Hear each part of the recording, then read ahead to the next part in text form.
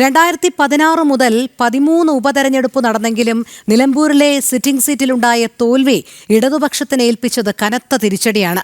2026 നിയമസഭാ തെരഞ്ഞെടുപ്പിന് മുന്നോടിയായുള്ള സെമി ഫൈനലായാണ് നിലമ്പൂരെന്നായിരുന്നു CPM വാദം. നിലമ്പൂരിലെ പരാജയത്തോടെ CPMന് വരുന്ന തദ്ദേശ തെരഞ്ഞെടുപ്പിലടക്കം തിരിച്ചടിയാകുമെന്നും വിലയിരുത്തലുണ്ട്.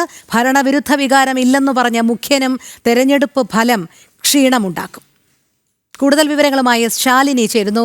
ശാലിനി, കനത്ത ആഘാതം തന്നെയാണ് LDFന് ഉണ്ടായിരിക്കുന്നത്. യുവമുഖം, കരുത്തുറ്റ മുഖം എന്നൊക്കെയുള്ള രീതിയിലായിരുന്നു M സ്വരാജിനെ സ്ഥാനാർത്ഥിയാക്കി പ്രഖ്യാപിച്ചത്. പക്ഷേ ഭരണവിരുദ്ധ വികാരം വലിയ രീതിയിൽ തന്നെ ആഞ്ഞടിക്കുന്ന കാഴ്ച കണ്ടു. അതുമാത്രമല്ല, ഇതൊരു സെമി ഫൈനൽ ആയിരിക്കുമെന്ന് പറഞ്ഞ CPM ഇപ്പോൾ കടുത്ത പ്രതിരോധത്തിലാകുന്ന കാഴ്ചയുമല്ലേ നമുക്ക് കാണാൻ കഴിയുന്നത്.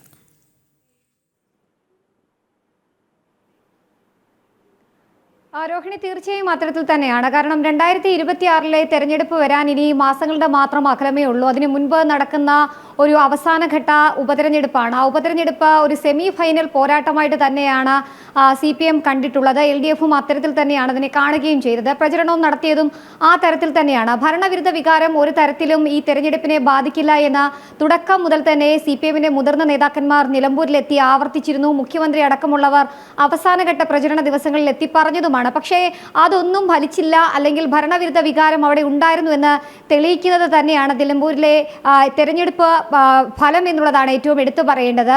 നിലമ്പൂരിൽ വലിയ രീതിയിലുള്ളൊരു തിരിച്ചടി NDAക്ക് ഒപ്പം NDA കഴിഞ്ഞ തെരഞ്ഞെടുപ്പുകളിലൊക്കെ ഉണ്ടായിരുന്ന അതിനേക്കാൾ കൂടുതൽ വോട്ട് ഷെയർ ഉയർത്തുമ്പോൾ CPMന് വലിയ രീതിയിലുള്ള പ്രഹരം അവിടെ ഉണ്ടായിട്ടുണ്ട് എന്നുള്ളതാണ്.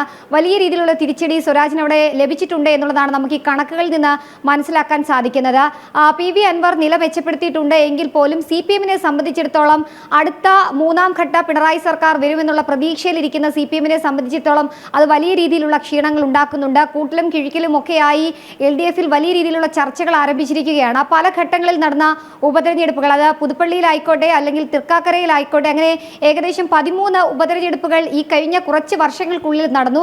ആ നടന്ന തെരഞ്ഞെടുപ്പുകളിലൊന്നും തന്നെ നില മെച്ചപ്പെടുത്താനോ കാര്യമായ വോട്ട് ഷെയർ കൂട്ടാനോ CPMന് കഴിഞ്ഞില്ല, അല്ലെങ്കിൽ ഇടതുമുന്നണിക്ക് കഴിഞ്ഞില്ല എന്നുള്ളത് ദേശീയ നേതൃത്വം അടക്കം പരിശോധിക്കുകയും വലിയ രീതിയിലുള്ള വിമർശനങ്ങൾ ഉണ്ടാവുകയും ചെയ്യുന്നുണ്ട്. പ്രത്യേകിച്ച് ഈ ഒരു തെരഞ്ഞെടുപ്പ് ഫലം വന്നതിന് തൊട്ടു പിന്നാലെ തന്നെ പല CPMന്റെ നേതാക്കന്മാർ പ്രതികരിച്ചത്, അവരുടെ പ്രതികരണങ്ങൾ അടക്കം പുറത്തു വരുന്നുണ്ട്. പല ഘട്ടങ്ങളിലും തങ്ങൾ ഇത്തരത്തിലൊരു വിജയം അല്ലെങ്കിൽ പരാജയം പ്രതീക്ഷിച്ചിരുന്നതല്ല, കാര്യങ്ങൾ പരിശോധിക്കും, വോട്ട് ഷെയർ അടക്കമുള്ള കാര്യങ്ങൾ പരിശോധിക്കും, എവിടെയാണ് വോട്ട് ചോർച്ച ഉണ്ടായത് എന്നതടക്കമുള്ള കാര്യങ്ങൾ പരിശോധിക്കുമെന്നൊക്കെയാണ് CPMന്റെ മുതിർന്ന നേതാക്കന്മാർ ഈ ഘട്ടത്തിൽ പറയുകയും ചെയ്യുന്നത്. പക്ഷേ ആ ഒരു പറച്ചിൽ ഒരു ഭാഗത്ത് നിൽക്കുമ്പോൾ തന്നെ മുഖ്യമന്ത്രി അടക്കമുള്ളവരെ വിലയിരുത്തിക്കൊണ്ട്, ഒപ്പം തന്നെ CPMനെ വലിയ രീതിയിൽ വിലയിരുത്തിക്കൊണ്ട് വോട്ട് ഷെയർ അടക്കമുള്ള കാര്യങ്ങളിൽ വലിയ രീതിയിൽ വിള്ളൽ UDFന് ഉണ്ടാക്കാൻ കഴിഞ്ഞിട്ടുണ്ട് എന്നുള്ളതാണ് എടുത്തു പറയേണ്ടത്. അത് മാത്രമല്ല, BJP ഒരു ഭാഗത്ത് വോട്ട് ഷെയർ കൂട്ടുന്നു, PV അൻവർ ഒരു ഭാഗത്ത് ഒറ്റയ്ക്ക് നിന്ന് മത്സരിച്ച് വോട്ട് കൂട്ടുന്നൊരു സാഹചര്യം, അല്ലെങ്കിൽ മുന്നണിക്കുള്ളിൽ നിന്ന് പുറത്തുപോയ ഒരു നേതാവ് അതിശക്തനായി അദ്ദേഹത്തിൻ്റെ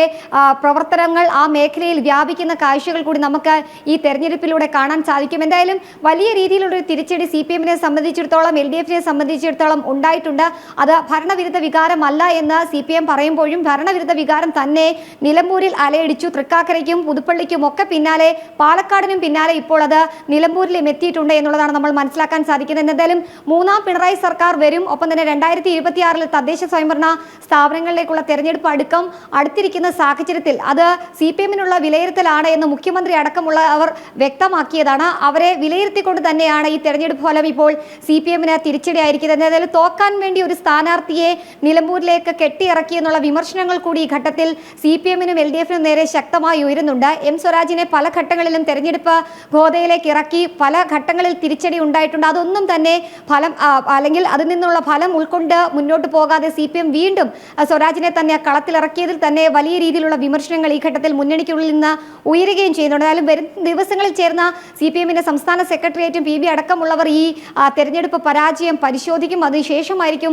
മറ്റ് നടപടികൾ ഉണ്ടാവുക എന്നുള്ളതാണ് നമ്മൾ മനസ്സിലാക്കുന്നത്. ഒപ്പം തന്നെ അടുത്ത ദിവസങ്ങളിൽ തന്നെ ആര്യാൻ ഷൗക്കത്തിന്റെ അടക്കമുള്ളവരുടെ സത്യപ്രതിജ്ഞാ ചടങ്ങുകൾ കൂടി തലസ്ഥാനത്ത് നടക്കുകയും ചെയ്യും. എന്തായാലും അറയും തലയും മുറക്കി മുന്നണികൾ ഇറങ്ങിയ പോരാട്ടത്തിൽ CPMന് വലിയ രീതിയിലുള്ള ക്ഷീണമുണ്ടാകുമ്പോൾ വരുന്ന തെരഞ്ഞെടുപ്പിനുള്ള ഒരു പടയൊരുക്കമായി തന്നെയാണ് UDF നേതൃത്വം, UDFന്റെ സംസ്ഥാന നേതൃത്വം ഈ ഒരു തെരഞ്ഞെടുപ്പിനെയും തെരഞ്ഞെടുപ്പ് ഫലത്തെയും കാണുന്നത്. രോഹിണി.